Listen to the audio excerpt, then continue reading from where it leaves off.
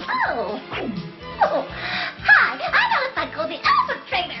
Goma Mario was my brother-in-law. Remember him? His great big waistline was so much bigger than mine, as was his mouth. Right. Of course. Actually, I was happy to hear that you deflated him for good, since we had a big fight and never got along. You see, my sister was to marry this other boy, and he, Goma Mario, was a duel. Oh, well, my sister, unfortunately, can I leave this job up to you? On his way to the duel, her fiancé accidentally popped himself on a pile of tacks that Mingy the monkey had spilled only seconds before. Listen to me! Of course, was no longer engaged. But Mario rode right in and took over from her there. He was such a boastful boy. Always so. Ow! Get to work right now! Moon Podcast Escalation!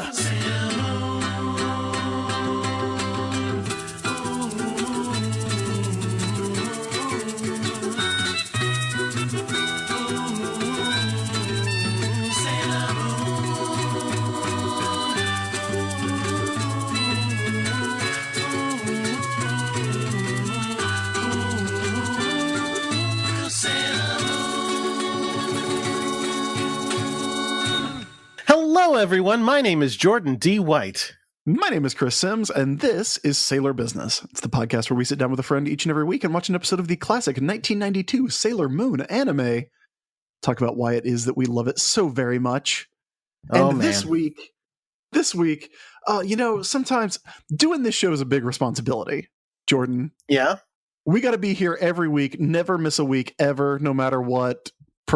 Especially me, personally. Isn't it a I'm burden, always though? here. It feels like a real burden. It's a burden.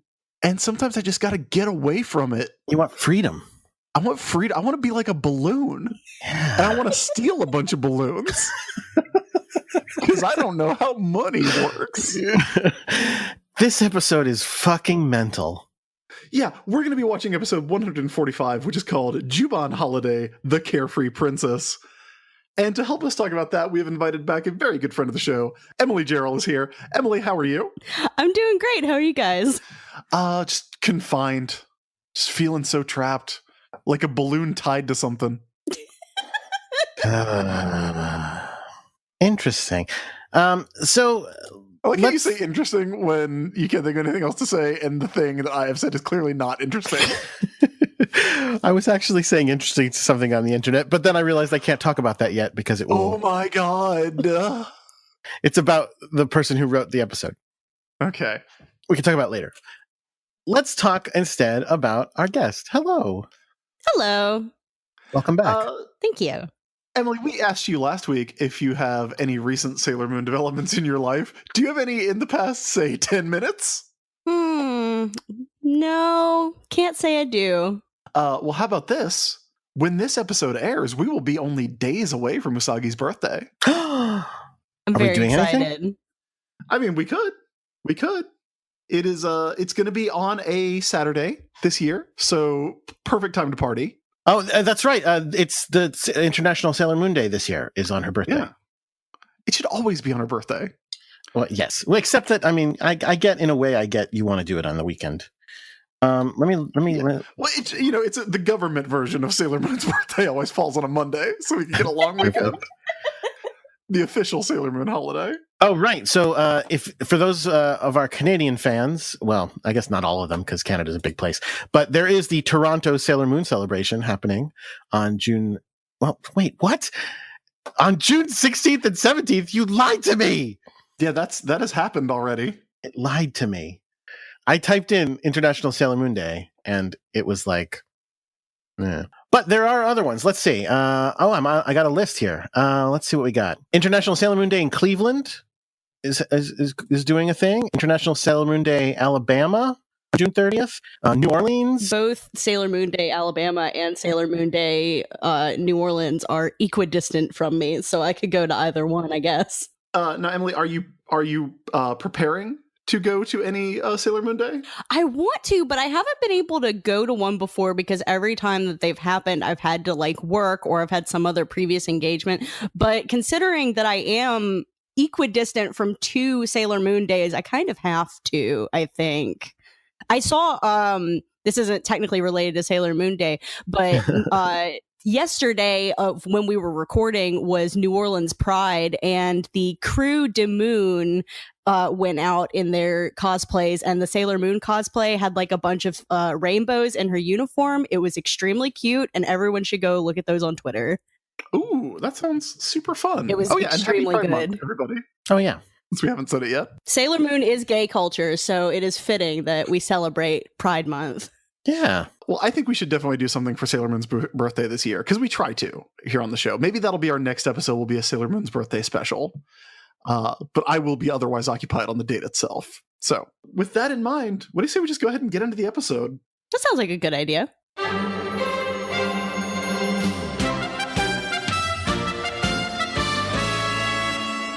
This week, we are watching episode 146 of Sailor Moon, Juban Holiday, the Carefree Princess. Hey, Jordan. Yeah. What did they call it? Well, yeah, I'll tell you. A bit this time. What did they call it? Well, you're not going to have a shot to guess it, and here's why: because they don't call her a princess. But let's see if you might have a guess if I tell you that they call her a duchess. Duchess Dilemma. Nope. Duchess Disaster. These are good options, but on the day when they named it, I think somebody was going, "Let's reference a really fun '80s movie." What are you? Is it Duchess Gymkata? What are you talking about? I'm talking about a really fun '80s movie, not Back that to one. the Duchess? Duchess Busters? What, Jordan? Why don't you have it fit with the plot a little bit more than that? No. What does she do in this episode, Chris? Duchess Day Out. You're so close. Duchess's Day Off. What fun 80s movie is that? Oh, Ferris Bueller. Yes, okay. What? What fun 80s movie is that? God. You're a real whatever that guy's name is in that movie that I don't particularly care for, so I don't... Cameron? Is he Cameron? Oh, Cameron? You don't like Ferris Bueller? Oh, it's a fun movie, I man. don't dislike it. It's fine. I watched it a ton as a kid. A ton. Unsurprising. What does that mean? I don't know. You figure it out. All right. So... No, I really don't know what that means. This episode originally aired on August 26th, 1995. It was written by Megumi Sugihara, who we have seen several times before on the show. The director was Junichi Sato, and the animation director was Miho Shimogasa. And we open with... It's festival time. Oh, we're opening already. Wow. Yeah. Okay. I love festival episodes. Festival episodes are fun. This is a very ill-defined festival. I think this is just a celebration of Juban. So it's just like a little town fair, like a town festival. It's Juban Days. Like we just had Croton Summerfest a couple weeks ago. Had a little parade, fried dough, that kind of stuff. Yeah. And so the first actual line of the episode, after we get through the little teaser and the episode title, is a guy on the news saying, "We continue with our princess-related reports." So I assume this is just princess news all the time, and that's why Luna and Diana are watching it. Hey, Diana exists. They remembered this time. Speaking of which, this is Princess Di, right? She certainly looks like that is. I was trying to figure out Princess Di. Yeah, I was trying to figure out what her deal like because she's drawn just a little bit differently than everybody else, and that's absolutely what it is. I mean, she's I don't also think supposed to be like she's not Japanese, so that may have been trying to indicate that like she is a foreigner in the country. I mean, she doesn't act like Princess Di because Princess Di was not a dunce. No, not at all. Yeah, Princess Diana was familiar with capitalism, for instance, and knew what a balloon was, so, I believe. I want to talk about for a second where this princess is from, because we have had other princesses on this show before. We've had Princess D. From the Kingdom of D. I think she was from the Kingdom of Diamonds. I don't know that they ever say that. I think in the manga, she's Princess D from the Kingdom of D. I think in the anime, she might be Princess Diamond. Okay. Because what I was going to say was, this princess is from the Kingdom of Amethyst. And I'm going, so everyone is rock people in this world? Like, even human society is rock people? As soon as she was like, yeah, I'm Princess of Amethyst, Sailor Moon should have been like, you're fucking dusted, nigga trash, and vaporize her with a tiara. Bold of you to assume that Usagi can pick up on patterns. Good point. I just Googled Princess D, and according to this, from the manga, she's the princess of the D Kingdom, or the Diamond Kingdom, the world's largest producer of gemstones. Yeah. So, Which has now been overtaken in the glorious Amethyst Revolution, apparently, in which Princess D was put to death. Oh, Jesus Christ. It's That's a dark show. horrible. Wow. And so her name is Rubina? Rubina, yeah. I don't think her name is actually Rubina Amethyst, but I think I like to pretend it is. It is spelled differently in the Hulu subtitles and the Blu-ray subtitles, by the way. Really? Yeah, the Hulu subtitles spell it with a Y, Rubina, Huh. like Rubina. And the Blu-ray subtitles spell it with an I. Rubinia. Rubina. You know, like Nya. No. Yeah, I think like he these two means cats that are watching. BYNA, not NYA. Yeah.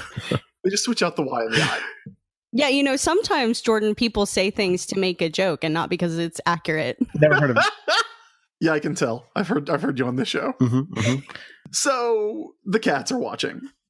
Cat Dad's not here though. Cat Dad's a fucking deadbeat. Cats are watching TV. This is actually my favorite scene in the episode.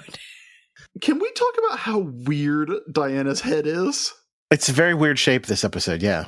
It's a trapezoid with the largest ears I have seen in my life.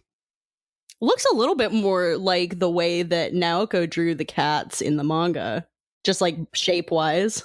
She looks like a bat. She looks like Batman, actually. Like, you could trace this and it would just be Bruce Timm Batman. That's kind of a thing, actually. When my cats were when Scape was a kitten, his ears were much bigger proportionally. Like the kittens have bigger ears proportionally a lot of times.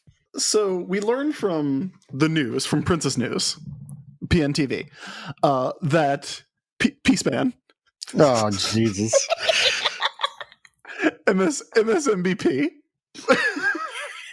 So I'm making myself laugh with these like objectively stupid jokes. We learned that the princess was supposed to be at a meeting of some kind, a formal function, but she has a cold and will not be able to attend. And Diana's like, yeah, that's super weird. Like in the future, whenever the king and queen have to attend a formal event, they get sick too. But then they're better by the time it's over. And Luna justifiably is like, okay, so the queen does that, but the king also does that. Which I thought was pretty funny. Yeah, It's very good. My favorite thing about all the references to Neo Queen Serenity is that she's just Usagi. Yeah. Like, they just put Usagi in charge of the world. Maybe she's like a little bit better at running things, but she's fundamentally the same person. Yes. I mean, again, we have those moments where she gets like taken over by like the spirit of maturity, but it's good to know those things don't last. Yeah. She's the queen of naps. That's what she is. Who really runs the future, do you think? Luna. You think it's Luna? It's not Boss. Momo. Oh no, I guess it's the boss, Artemis. Ugh. He's inside the crystal computer. Cut to Usagi. Now listen, this is an unusual thing. I'm on Chibi-Usa's side this time. Well, yeah, because Okay. she's right. She is actually right. Yeah. She could help carry the groceries, guys. No. So here's the argument. Here's the argument that's happening here. Usagi is really upset because she's carrying a bunch of really heavy groceries. And she is arguing, yes, as Chris said, that Chibi should help out. And Chibi's going, no, here's what happened. Here's the situation, says Chibi. You blew all of your allowance money, and now you need to carry things to earn more money from your mom. You want me to help? And Usagi's like, yeah. And Chibi goes and give me half the money. And she's like, you already have money. And she's like, yeah, you're right, I do. But that's how shit works. You want somebody to do a job, you pay them. Okay. Then why is she there? To gloat. She's just there to gloat. Yeah. To gloat Which is / rude. be with her mom. I mean. Mom come said you had to take me to the store. on. Yes, exactly. Yeah, you know what I would do if I was Usagi in this situation? I'd be like, guess what? Not having kids. Goodbye. And then Chibi vanishes from existence. Get ready to Back to the Future fade out right now if you don't pick up this bag of Kleenex. So they're screaming at each other when all of a sudden a woman A woman very confidently walks into their conversation. with weird Shotaro Ishinomori hair, like weird, looking like a member of what is it, G-Force, Battle of the Planets. Like, just very boldly walks right into the middle of them and puts her hand in their faces. And when I say in, I mean on. She splats her palm in their faces, holding them apart, and says, hey, stop fighting. It is unbecoming of the two of you. It's not ladylike. It's not 'Cause ladylike. if we know anything about Usagi and Chibi, it's that they're ladylike. And then she goes, I'll solve this problem for you.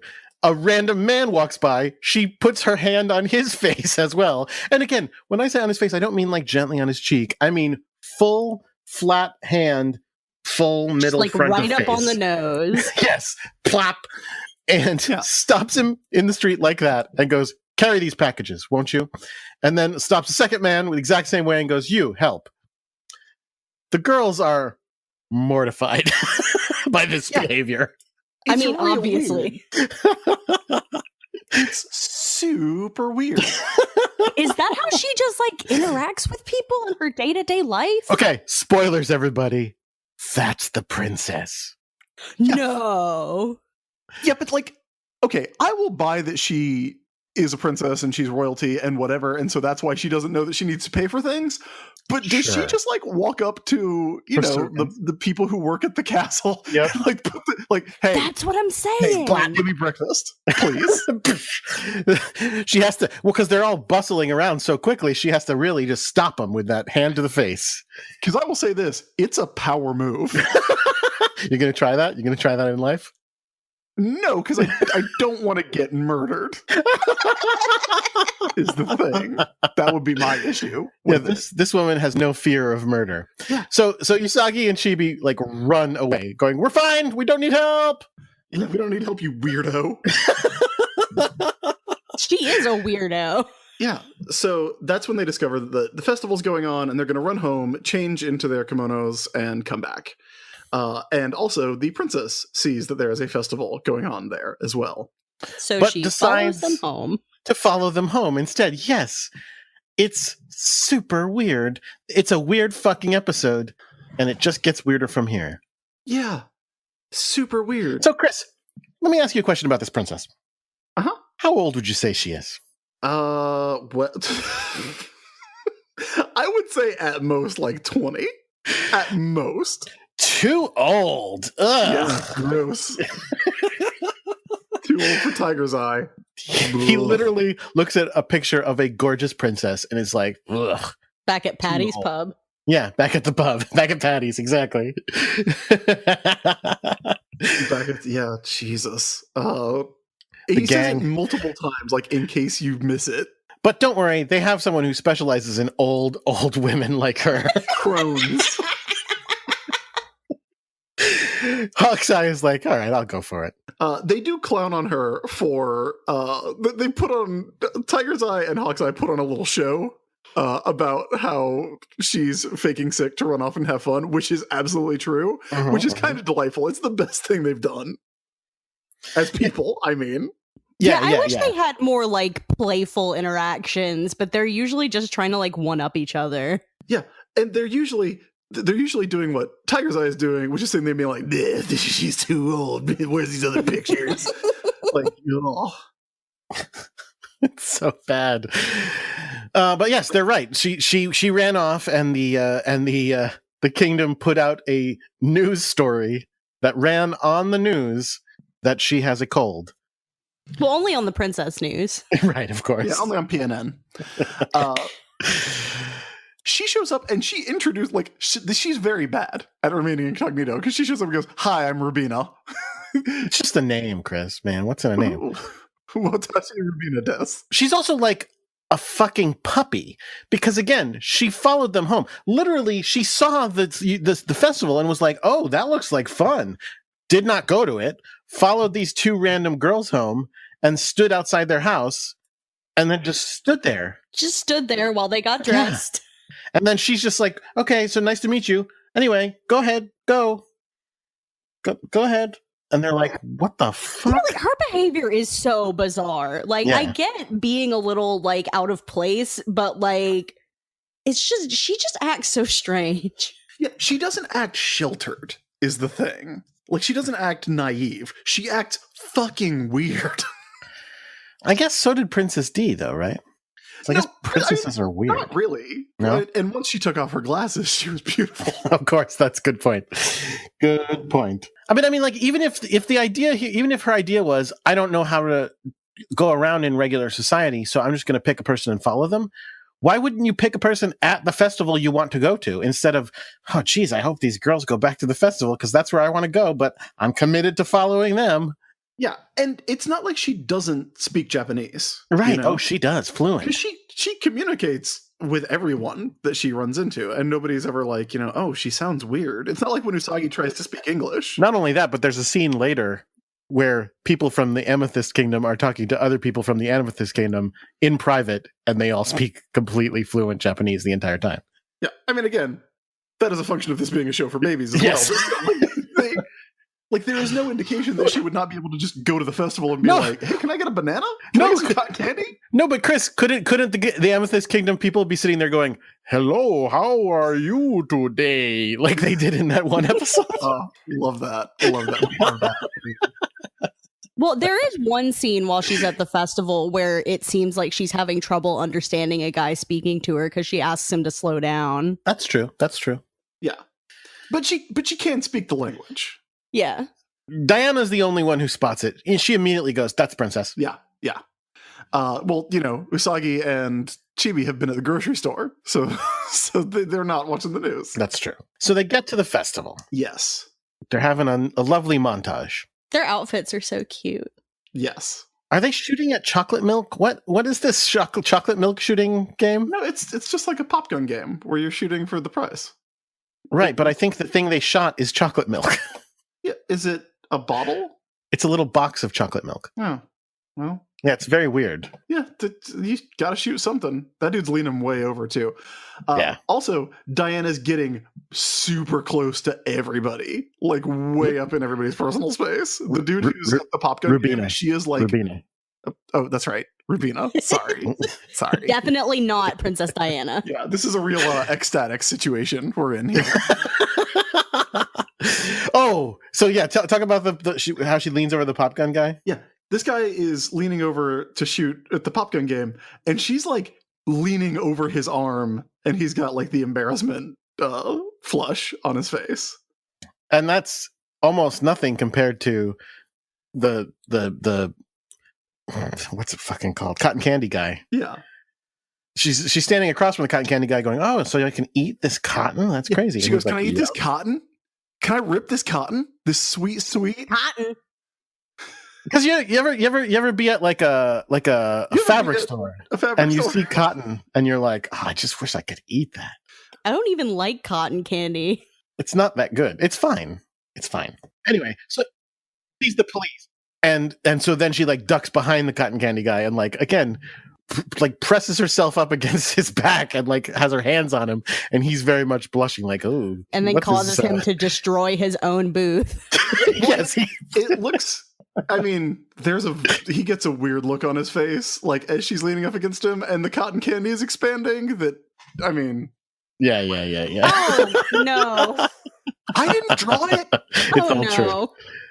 no. It's worth noting that in this scene, though, that there are a bunch of prizes, like little I don't know what they're supposed to be, but they've got pictures of characters on them, and so we've got Shinchan, who we've seen Oh. references to before. Oh yeah, there he is. Yeah, We've got a Super Sentai guy of some kind that looks like the original Himitsu Sentai Go Ranger. We've got an off-model Doraemon, which is the most accurate thing. Having grown up going to the South Carolina State Fair, you're going to see some off-model anime. yeah. And we also have some Sailor V merchandise. And that actually says Sailor V. Like that Yeah. one's official. That one is legit. Pretty funny. Usagi is doing a game where you try to like pick up a water balloon or something. Oh, I think maybe those were bags of cotton candy or something Were they? with the Hmm. characters on them. Oh, maybe so. those Maybe ones, so. I see. Yeah. Yeah, this is a game where you're trying to pull something out of a little pool and the string breaks. Rubina disappears, and the cotton candy dude just cotton candies all over the place. Listen, that's disgusting, but you're not wrong at all. I'm Like, the definitely look not on his wrong. face is disgusting. It's disgusting. Thanks, I hate it. Okay, no, and this is an important point though too, because my wife brought this up, and then I was like, yeah, that's a good point. They're like, oh no, we have to find her. No, you don't.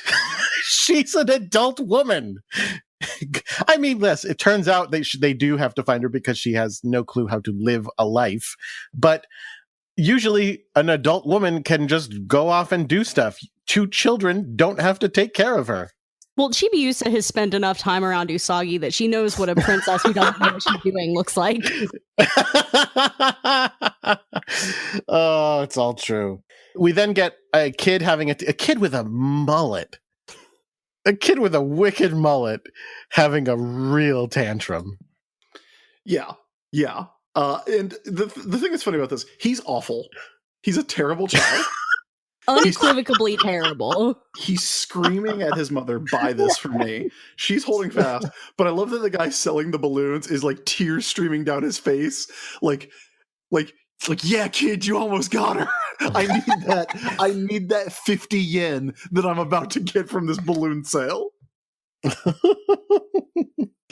Well, the thing is, she really relates to that kid, man, because she flashes from his screaming to her being the classic word being said by someone else reminds a character of a previous interaction where they also heard that same word. Yeah. And this scene is just a very polite, again, everybody dressed to the nines in going like, oh man, I wish I was free. Well, you cannot be selfish. You live this life for the good of your country.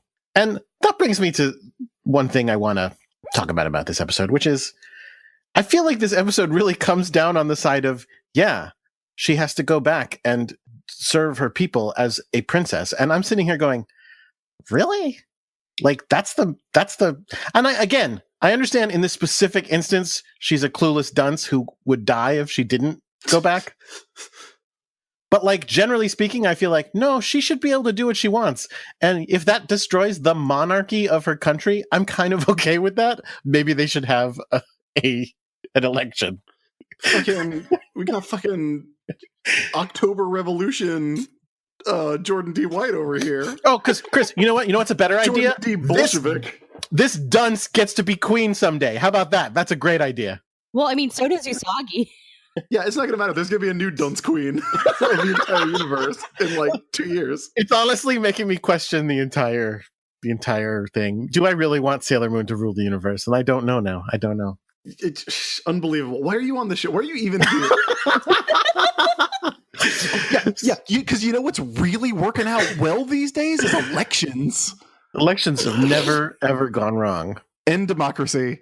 End democracy now. Please return us to moon-based monarchy. I'm craving it by all means. I mean, isn't Sailor Moon just another example of might makes right? Yeah. Yeah. Oh, okay. And we like that now. Okay. Well, here's the thing. I like Princess Rubina.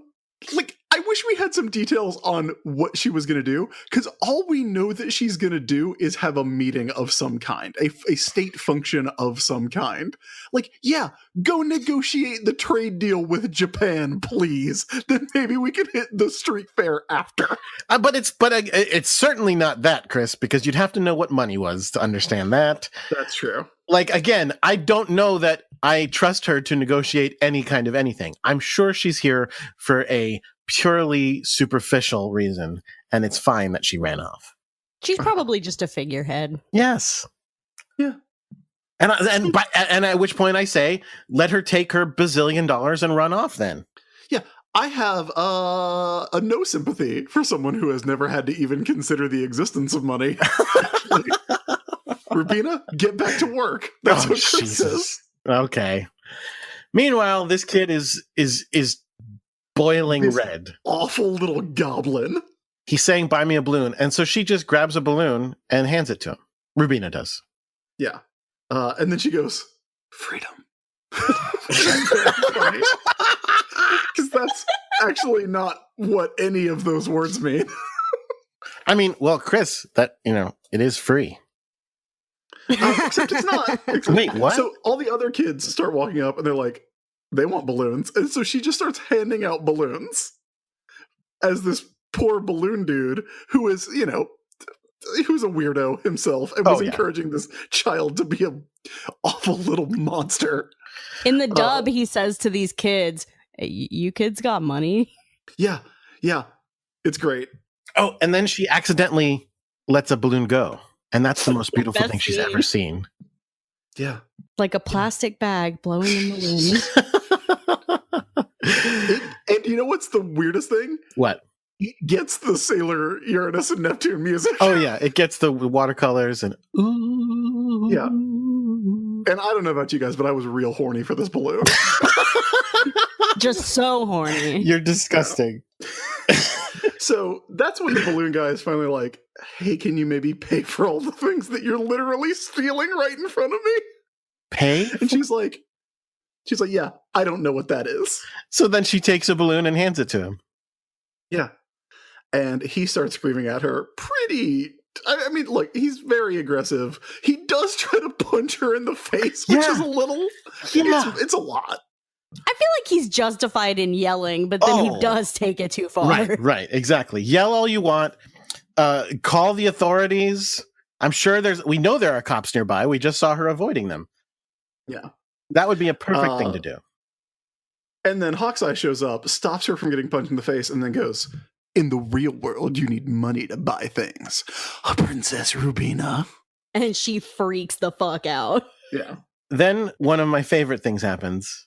Because, okay, so, first, before that, actually, she hits him with the balloons, which releases a zillion balloons into the air, which is even more freedom than ever seen before, ever. It's like the American Revolution all over again. It's crazy. Yeah. But then the balloon guy... It's like the last act of Hamilton up in this piece. Balloon Man hits Hawkeye over the head with the helium tank. Which would kill him. He's dead now. It's an act of murder in front of a crowd of children. And in fact, a cute little balloon... I have it paused right now by accident on the shot of him getting hit. A cute balloon pops up showing an adorable skull getting cracked into bits. Oh my god. While Hawkeye's eyes bulge out of his head. Yeah. I also like her. She goes, I am free, like these balloons, and like sweeps her arm to the side, and everybody starts clapping. It's very good. It's very, very bad. Wait, make up your mind, man. No, it's both. Okay. It's both.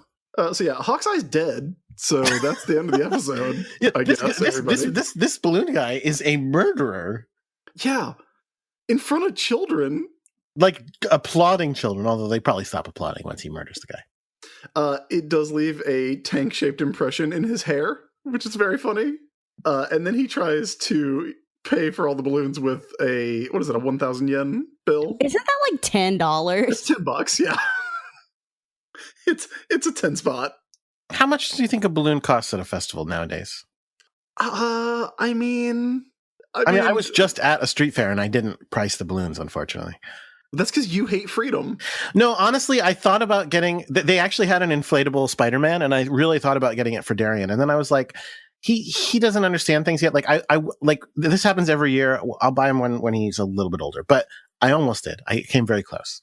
Well, I don't know how much a balloon costs, Jordan. I'm sorry. Me neither. So he then gets collected. I'll tell you what, the 50,000 balloons that were released cost more than 1,000 yen. Sure. So we know that. We can work backwards from there. And that's when we get into our act break.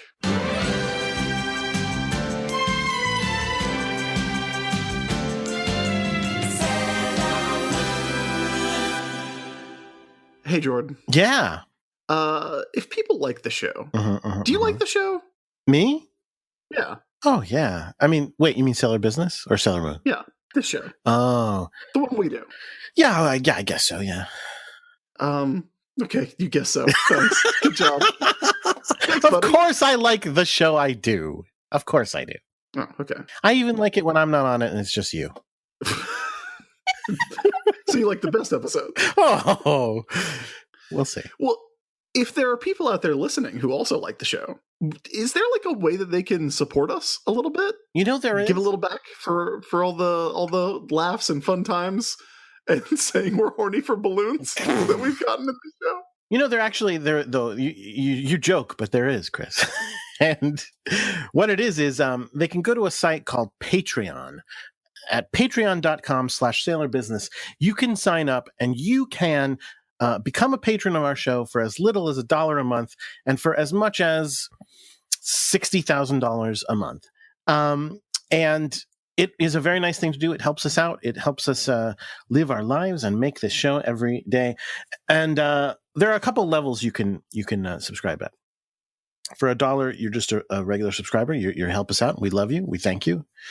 For I think $5, you get the every once in a while behind the scenes bonus cut content, which is often me calling Chris a piece of shit most of the time. Like that's often. like half of it, I think. Very often. But don't you want to hear that? And second, no, I don't. Well, Chris, actually. you're supposed to be selling this. We're supposed to be selling this. I mean, look, there's also me making extremely funny jokes. Why do we cut the extremely funny jokes?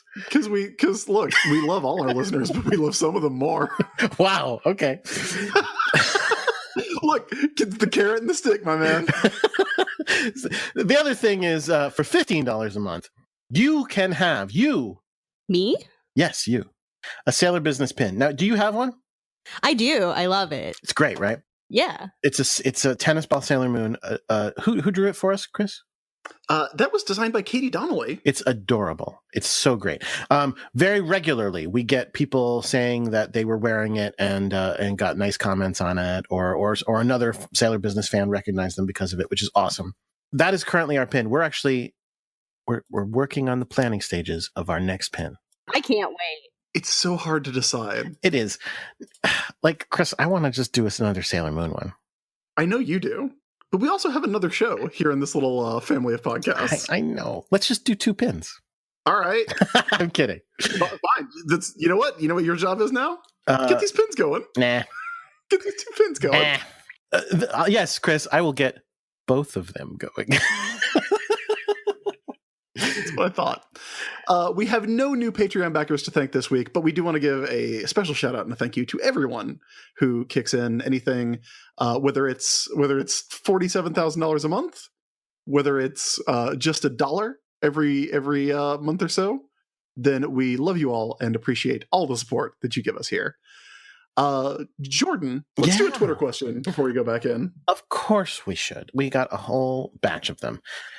Jason Ibrahim wants to know, do you think Ray ever talks to her ravens like they're dogs? Yes. Like being like, get off the couch. Like you're not supposed to be on the couch. Oh, Wow. who's a good bird? Yeah, I was going to say, that's the first thing you think of when you think of talking to a dog? Jesus. I'm not really a pet owner. Yes, I think more what she was saying. Like, oh, look at the little birdies. I think she does, but she would never let anyone else hear it. Oh, she would be so embarrassed. Agreed. Like if that was on YouTube or something, she would be super embarrassed. Mike Donahue wants to know, if the Outer Senshi are X-Force, are the Sailor Stars ecstatics?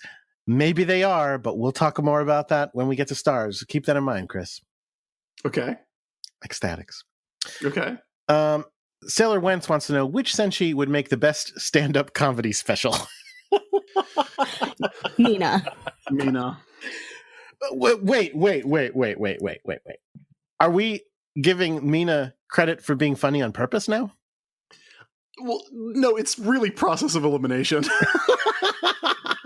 Yes, definitely not Amy. Well, I think Mina would be funny, just maybe not necessarily in all the ways that she intends. I guess she did do that speech that one time and people really liked it when she was trying out for that show. Mm-hmm. When she went up against Mamet in that like talent contest or beauty pageant or whatever the hell it was. I feel like Ray could also tell some good jokes, but she'd be more of like a mean comic. She would really overproduce it. Oh, definitely. Usagi would not do a good job. I'm sorry, No. Usagi. She's just not that kind of funny. Speaking of Usagi, Alexander John wants to know, Neo Queen Serenity has established her rule. What is her first edict? Does she create new holidays? Like, for example, World Eat and Sleep Day. Look, I live every day like it's World Eat and Sleep Day. You keep it in your heart all year? Keep it in my heart all the year round. You there? What day is it? Obviously, Usagi Day, Neo Queen Serenity Day is June 30th. Okay, all right, fair. It would probably just be Serenity Day so that like it could be for all of the Serenities that have come and gone. No, I think she specifically says it's Neo Queen Serenity Day so that Chibiusa doesn't get involved. Like, just be like, no. I know it's both of our birthdays, but the holiday is mine. You can't have it. Oh, and guess what? I'm never gonna die. Neo Queen Serenity isn't as mean. Neo Queen Serenity sent her child 1,000 years in the past because she was tired of dealing with her. So. I didn't say she wasn't dumb. I said she wasn't mean. Man, I'm just realizing that Chibi's in a real Prince Charles situation where she's never gonna get to be queen. Yeah. What a bummer for her. Surely we have holidays for at least the Inner Senshi. Math Day. Or maybe it's just like their birthday is like an official holiday. I mean, I feel like she's gonna go old school and make them all feasts. Like it's the feast of this and the feast of that and the feast of that other thing, because she's gonna be like, I want a feast every single time. Good obviously. Queen Serenity went out on the feast of Ami. Exactly. Good point. And so, but also, what is her first edict, you think, as queen? I don't know. Day off? You're taking a day. Coronation over? Cool. I'm taking personal day, everybody. Probably. That seems likely. All mouthy cats get locked up forever. It's terrible. They step out of line. Hey, Elizabeth wants to know, what kind of Tumblr blog would each of the Senshi have? Mina's is total fandom. Like absolutely. Like absolutely. Like weird incomprehensible memes. Makoto's is all recipes. Yeah. Ray has one that's like, welcome to my twisted mind, that hasn't been updated since 2014. That or she would have an aesthetic blog. Does anybody have a math Tumblr? Does such a thing exist? I'm going to Tumblr. Look, we found out, when I said, does anybody do a math podcast? We found out there are a lot of math podcasts. I'm just typing in math on Tumblr and seeing what comes up. Yeah, recreational mathematician, the math kid, math blab, a blog to appreciate math and science. So yes, Amy has a math blog. I think Makoto has a recipe blog. But you know how, like, whenever you go look for a recipe online, there's always like a fucking novella attached to it. Like, it's like, here's how you make I type in, how do I make macaroni and cheese? And then I get a site that's like, the smell of cheese always reminds me of the winters I spent in Vermont. Grandma was a fur trapper. And it's like, I'm like, tell me how much milk I need, please. But Makoto's is like that, except it's all like, the smell of macaroni and cheese always reminds me of my old senpai. Oh, I think Ami's would have study tips. Oh, sure.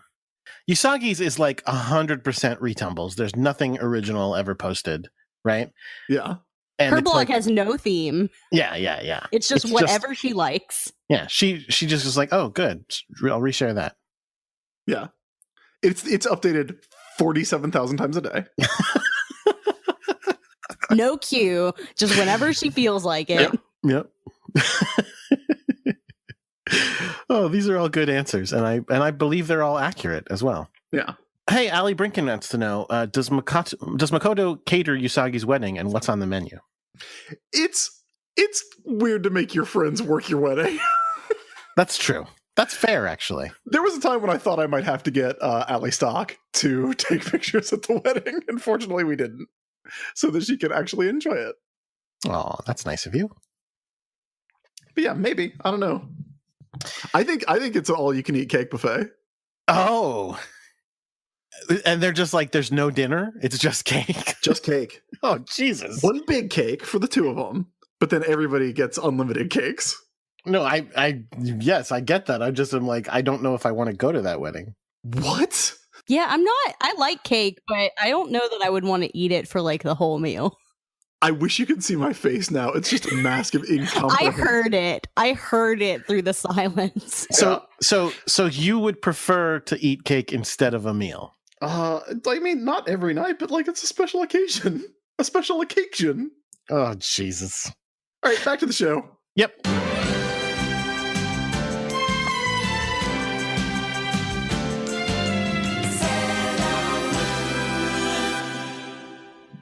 As the sun goes down over this beautiful watercolor cityscape, I love the backgrounds in Sailor Moon. They're so pretty. They're so good. What's that blog? What's that Tumblr? Speaking of Tumblrs. It's just, I think it's just Sailor Moon backgrounds. There you go. Who would have the hyper-specific Tumblr like that? That's a good question. I mean, That might be Ami's. Ami's would just be like rocks that weigh exactly 36 grams. I like rocks. the problem is that I think the Sailor Moon characters all have like, I feel like, yes, a lot of them have one thing they like, but then they also have like 5 other things that you find out, turns out they're super passionate about that too. Yeah, swimming and Chess ice skating. and ice skating. Yeah. Chess. Yeah, like, or especially if you're Sailor Uranus and Neptune, where they're all good at like 50 things each. Yeah. Well, that's because they're the best. There you go. No. So Rubina, Just Pluto. wandered off. Sorry, Pluto, who's good at nothing. Maybe Pluto's the one who just has the constantly updated no theme one because she's always awake and is always can't go anywhere. Right. No, Pluto's blog is like all sad posts, like those like aesthetic text posts about Things I'm tired of. Fake friends being hurt. Oh, Jesus. kings that don't love me back. Oh. So Princess Rubina's out and about, and then we get, hey, Artemis exists. Haven't seen him in a while. The 3 cats poke their heads around a corner where they are joined by Mamoru Chiba. That's right. It's Torpedo Ass. No, it's not. He's in casual dress. That's right. Which unfortunately is like normal human clothes and not what he usually wears. No, he's wearing very sensible clothes in this one. Yeah. And he's like, hey, why don't you go do your fucking job? Because it's, again, this is where I really started disagreeing with the episode. Because, yeah, Mamoru's speech to her is treated as like, okay, we're all having some fun, but here's the real deal. And I'm like, get the fuck out of here. This is a woman who was born into a leadership role of a country. Like, we should not be going, yeah, she has a responsibility. No, her responsibility is to fucking stop that shit. Mm-hmm. Mm-hmm. Mm-hmm. Because this is a show that is, as always, very anti-monarchy. Yeah, I feel like Mamoru could be like, yeah, you know what I did one time because of my duty to the future? I got stabbed with a giant crystal. Not one time, a few times. Several times, actually. Yeah. So until you've had a gaping stalactite hole in your chest, maybe suck it up. Go to the trade meeting. I see, again, I'm and also just the way that she's like, she wants to be free. Like, Well, as we established previously in the episode, Mamoru always goes to his trade meetings. yes. Yeah, she asks, Rubina asks Usagi, hey, is he always around? And Usagi's like, meh, when he's not busy. There is this weird thread in this episode of like her being all blushy at Tuxedo Mask that never comes back. Like nothing happens with it. She just like it keeps happening and then there's no resolution for that. Yeah. Also, I don't know if this is just a function of the subtitles on Hulu, but he mispronounces her name. He calls her Rubino. It's probably just the subtitles. Maybe he's just thinking of the Rubinos, that great power pop band. I think that the reason she's blushing is because, again, it's a part of them treating this as like the like emotional core of the episode of that. Oh, this guy comes in and he actually has real insight into her and what is going on with her, and in the same way that in the previous episode we had that fucking stupid Chibi Yusa. Hey, why don't you just try? But they also had all that stuff where she was going like, but when you dance, it just brings joy, and it was like that's the like moment where the person speaks truth, and that's what I think they're trying to say is happening here, and that's like getting into her heart, and that's what gives her the blush. At this point, the cats are really worried. that Rubina is going to think everyone in Japan is like Usagi. and Mamoru, her destined moon lover, essentially her husband, Yes, is like, awful. yeah, that would suck. It's like, fuck you, bro. Yeah, no. I mean, look, he loves Usagi, but he knows that she's not representative of an average person. No, I know, but I'm unfortunately with Chris on fuck you, bro, Mamoru in this time. Because again, normally I'm against Chibi and pro Mamoru, but Jesus, this episode is making it difficult because yeah, he's just so like, honestly, if you're in love with and marrying someone and you're like, oh Jesus fucking Christ, what's wrong with them all the goddamn time? That's terrible. And last episode, he called her fat. Yes, he did. Yes, he did. Here's the thing. That guy sucks and has sucked for 146 episodes. Thank you for catching up, Jordan. I don't think he sucked every episode until now, but I don't think That's he's why great we this one. know who the real Miracle Romance is. Yeah. Chibi and the horse. So Rubina and the Usagis go and watch the fireworks. Oh, wait, no. But well, let's again. Wait, I want to get into the shitty scene about with Chibi and Mamoru at the end here, where they're talking about going back to the festival, and he goes, next time there's a festival, anything you want, my treat. And Usagi starts flipping out. What? Oh, that's amazing! And Chibi is like, you're not supposed to give children whatever they want. And Mamoru's like, yeah, you're right. You're smart. And it's like, oh, fuck you. Yeah, Chibi's an asshole. So they watch the fireworks, And wait, they have some very boring talk. I really like this scene where like Rubina is standing there and you can clearly see like a silhouette behind her, and then like the firework flash happens and you see Hawk's Eye illuminated. Yeah. I feel like that was a really good choice for animation. It was. That is a really good part. Yeah, he immediately starts creeping on her. A momentary flash cannot compare with your beauty.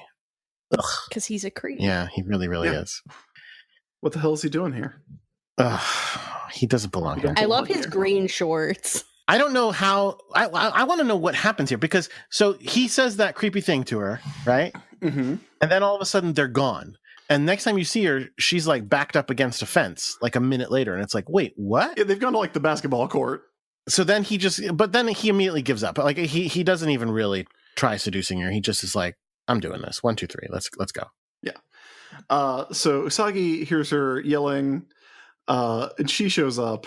I mean, look, again, you know how this part goes. We get the transformation. We get peeking in the mirror. Oh no, the thing's not here. But then, you know how sometimes we get monsters that are related to previous monsters? Well, I can think of one time when that happened. Uh-huh. And it was the balloon. It's only ever monsters that are just objects, which is weird. I think it's only just these balloon creatures. Yeah, it really is. It's super weird. So we get, out of the shadow, when Hawkeye summons his Limerus, we get an elephant. A big ol' elephant. That's not the monster. What the monster is the ball that the elephant is standing on, which has a weird face, whose name is... Well, it's not standing on it yet. That's right. First, the ball is on top of the elephant and introduces itself as Elefanko, the ball-riding elephant trainer. Elefanko is great. This is insane. Again, Okay, as I said last episode, the people writing the monster fights are writing parody monster fights now. yeah, they are now just doing it for them. So we find out that Gumu Mario, who is the previous ball monster, was her brother-in-law, which raises questions. Which means one of them is married. I want to know who. I want to see the spouse of the ball monster. And then she talks about how she's super strong. Oh, she also like, yeah, remember my brother-in-law that you killed? And Usagi's like, yeah, kinda, which is perfect. And also, she was kind of happy when he died. Yeah, she's like, yeah, we never really got along. And she also refers to Usagi killing him as going stage out. Yep. So they know. Yep. They know how, like, it's such a weird scene. Yeah, when he got refreshed, when he got stage outed. And she's going on about this for so long that Hawkeye is sitting there trying to get in a word edgewise and not able to. Going, hey, I'm gonna leave. Hey. And she won't stop talking. He has to knock her over with a stick. Yeah, he starts poking her with a stick to get her to hurry up and like be a villain. Because she starts talking about Puko the balloon lady. She's about to go through her whole family history. Yeah. So so finally, she gets the elephant on top of her. I love the look on that elephant's face. She's so strong that this giant elephant can stand on top of her, and she won't break. She does look like she is visibly straining, and the music is which warping. Again, yeah, I love this fight. And then she's like, "It's like okay." And then get she off. breaks. That's enough. She breaks. And she breaks. Then she starts rolling at Usagi and Chibiusa, who land on top of her, and then they have to like run to keep the ball rolling. And then the best part, Hawkeye tries to leave. Yeah, Hawkeye tries to leave, but the elephant is in his little backflip portal, and so he can't get through for a The minute. elephant is stuck halfway through. It's so funny. And he just yells, "Big butt!"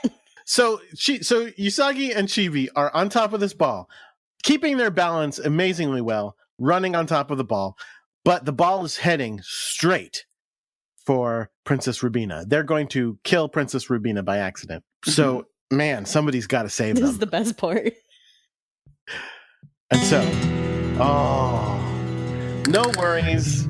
In comes a Rose. Tuxedo Mask has arrived. Fucking great. He fucking says, Great. what does he say? I'm sorry, you skipped over the part where they immediately run over the rose, which is so fucking funny. Oh, no, That's the best he thing. gets cut off. He starts saying a thing, and then he gets cut off Yeah, because the he ball starts just giving his smashes the road. speech. And then they like he's like a lovely young lady, and then she rolls over to the thing and he's like, what the fuck? And then he's like that's when Tuxedo Mask actually, instead of just being like now Sailor Moon, is like, no, I'm going to fight this thing. He uses his extendo cane. Uses extended. This episode is the best and worst of Torpedo Ass. Oh, God damn it. He uses his extendo cane like a pool cue, knocks her over into the side. And at which point the Sailor Moons don't even need to be told now, Sailor Moon. They get their shit together and they do it. No, they do. He does. He says does he? now. And Okay. he says now because then they're getting up and they're like, okay. Please, Pegasus, protect everyone's dream. Moon Gorgeous meditation. Now, Chris, I think it's very important that you talk about what happens to the ball after the yell. Okay. Why is it sexy though? Because all the monsters are sexy. But why does this one get sexy? For a minute, like for 5 seconds. I Because blame what happens- Ikahara. It's a joke. Yeah, because the ball monster grows a sexy body. Her head is still half a ball that is much larger than her body. But she's got a weird sexy body. And then she's like, yeah, now it's my true form. Oh shit. And then she gets stage outed. She gets vaporized by Moon Insane. Gorgeous In fact, meditation. I have to make the decision. You guys can help. Do I make the screenshot for the episode her weird sexy body with a half ball head, or do I make it the picture of Hawkeye getting beat over the skull and getting his skull fractured? I don't both pretty know. good. Like, I think it's got to be the monster. I'm a big fan of Okay. the monster. This in isolation is quite possibly the best monster of the week fight Holy in shit! Sailor Moon history. Because It it's is really so good. fucking weird. Yeah. And like Tuxedo Mask getting interrupted. Nobody interrupts the speech. Nobody ever interrupts the speeches. It was pretty funny. Hawkeye's face is really good, but that you just can't beat that Why that is she sexy enough? body. Why? And she's a ballerina. Fashion corner. Well, okay, she's got this is not a leotard. This is parts of a leotard, specifically covering her boobs and her nether regions with a giant cutout over most of her torso, and only like the part that's on her boobs is like it looks like a shell, like a swirly shell. And then Yeah, it's weird. she's got these look like knee highs, but with like just a diamond part above it that is sticking to her somehow, and then orange ballet shoes, point shoes, orange toe shoes. Yeah, so weird. Why? They were left over from last episode. Yeah, it's literally like they were left over from last episode. What she doesn't mention is that the Nutcracker monster was also her brother-in-law. Her other brother-in-law. So yeah, that's the monster done with. Princess Rubina goes back to the United Nations, I guess. Yeah, I don't know. No, they say that she's staying at a hotel. Oh, Is this an international hotel then? Because it's got all the flags outside. It's probably a special hotel for like international guests. Yeah. So. Oh, but I went about the monster. I do want to mention. I thought maybe the monster's only like halfway through her transformation, but she definitely keeps the half giant ball head for the entire stage out situation. And don't forget, Chris, her going, "Am I getting staged out?" Yeah. She go, "Oh, am I getting staged out? Oh, that sucks." Am I doing a stage out? So weird. I love it. I love it. So yeah, Rubina goes back to her hotel. She's going to take some responsibility for once her damn life. Sorry, not a fan. She should get to be free. Like a balloon that you stole. Yes, she should be able to fly until she explodes and then falls to the ground. Yes. Yeah. Wow, you got way darker than I did. That's how balloons work? I don't know. It's the amethystine dream. And that's it. She walks back to her hotel. They drop her off like 2 blocks away. She wants to walk. It's her choice. She's free, Chris. Oh, she's free. Memo has another car. That's not his normal car. Yeah, he's got a little Porsche. Damn. Well, he does have infinite money from his dead parents. Gotta love that dead parent money. So that's that. As far as that goes, that's the end of that episode. I guess now we talk about what we learned. Did we learn? Emily, we will start with you. What did you learn from this very weird episode of Sailor Moon? I learned that if you scream at your mom enough, a random lady will come around and just give you whatever it is that you wanted in the first place. It's very true. I learned that, listen, you don't have any say in what you do in life. Just give in and make no effort to be what you want to be. How about you, Chris? Why is it sexy though? That's the opposite of learning. I didn't learn. I kind of wanted to learn. I don't know if I really wanted to learn, but that's what I wanted to learn and I did not learn. Why is it sexy though? Every monster is sexy. Have we ever had a non-sexy monster? That sounds like you're being very affirming right now. You're like, hey, every monster is sexy. Has there ever been a non-sexy Sailor Moon monster? Can you think of one? Yes. What? I don't know. I don't know. Let me think. Surely Superfluous sexy female bodies is a Konohiko Ikuhara trademark. That is true. Even the men monsters are sexy. Yeah, the horse had abs. I mean, I guess creepy amusement park doll monster wasn't really sexy. She was a creepy doll. Maybe not to you. The dinosaur in the Chibi Dinosaur episode was not sexy. There was when Rhett Butler got turned into a cat. Although I don't know. Yeah, wait. What are you talking about? Out there is going to argue with you on that one. You've been to conventions. The shoe was sexy. The balloon was sexy. They're always sexy, dude. Yeah, they're always sexy. I can't believe you're acting like this is a revelation. This was like all of our conversation for a whole season about sexy this, sexy that, sexy this, sexy that. I mean, I know that it was I know why the S monsters was because Professor Tomoe is a creep. Oh, I got another one. Not sexy. Episode 1. Yeah, but that's the Naoko Takeuchi monster. Right. Anyway, final thoughts on this episode. Emily, we'll start with you. What did you think? Anything else? Normally, I'm a huge fan of the royal escapes their handlers and goes off to explore the common people's world as a trope. But this one was just... I like parts of this episode, but she's just so, dumb and weird, and it doesn't make any sense. She's too dumb. The monster fight is incredible, but like the rest of this episode is mostly very dumb and doesn't make sense in a way that is abnormal for Sailor Moon, which usually does not make any sense. That's fair. Oh, Sailor Moon. I think this episode's great. I mean, like, here's the thing. This episode is bad. Like, the writing is not good. Okay. But it's also super entertaining and has one of, if not the best monster fights of all time. It was a funny fight. It was a funny fight. But again, on some level, it is kind of like, are we ever going to... I mean, I think the answer is yes. Are we ever going to have like a real serious fight with like serious stakes again? And I think we will. But... I mean, yeah, like, look, it's not as like good as, was it Clash of the 10 Warriors? Right. But it's also like highly entertaining as far as Monster of the Week fights go. I guess you say the best Monster of the Week fight, because it's not as good as the end of season 1. I mean, no, but I don't know, man. Again, you're forgetting there are some amazing Monster of the Week fights. That's where we get Tennis Ball Sailor Moon from. Yeah, but this one's very good. Yeah, no, it's a good one. I think it's just on the whole that the fight scene itself, including like just from when the monster is summoned to when they stage her out, like is just funny the whole time.